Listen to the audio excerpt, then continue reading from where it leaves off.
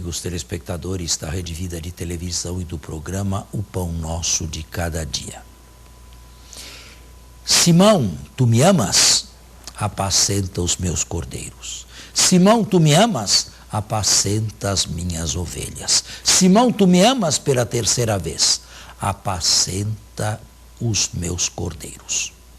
Assim, o apêndice do quarto evangelista trata Simão Pedro, que indiscutivelmente foi o principal líder do movimento do Nazareno, dos galileus, que éramos nós, antes de sermos denominados cristãos, isto é, pessoas que criam em Cristo. Ungidos nós também, como ele, Cristo, foi ungido. A prova de que Simão Pedro ocupou um lugar de destaque está nos textos do Novo Testamento, a começar do mais antigo deles, a carta 1 de Paulo aos Coríntios. Jesus ressuscitado por primeiro apareceu a Pedro. E Lucas afirma que a primeira aparição foi concedida a Simão.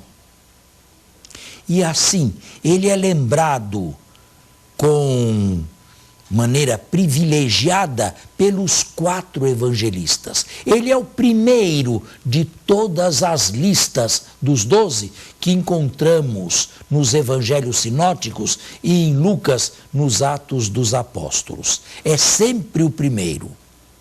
A este, Jesus confiou a guarda do seu rebanho, isto é, daqueles que viessem a crer na sua palavra e a esperar nas suas promessas. Mas não exigiu de Pedro nenhum título acadêmico, não exigiu de Pedro um terceiro grau, não exigiu de Pedro um mestrado ou um doutorado, não exigiu de Pedro destreza em administração, exigiu de Pedro apenas amor e dedicação a Jesus e às ovelhas que lhe eram entregues. É interessante saber que todos os cristãos, inclusive os protestantes, leem este texto e aceitam a sua veracidade.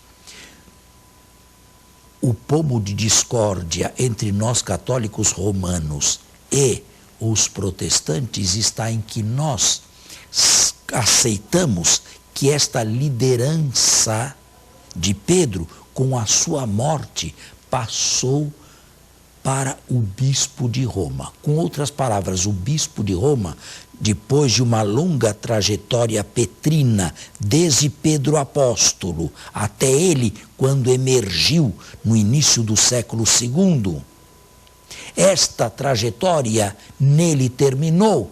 E o bispo de Roma é hoje o sucessor de Pedro. Esta trajetória, desde a morte de Pedro apóstolo até o bispo de Roma, é o que nos separa dos protestantes. Por quê? Porque não está claramente dito na Sagrada Escritura que os romanos pontífices são sucessores legítimos de Pedro. Não está claramente.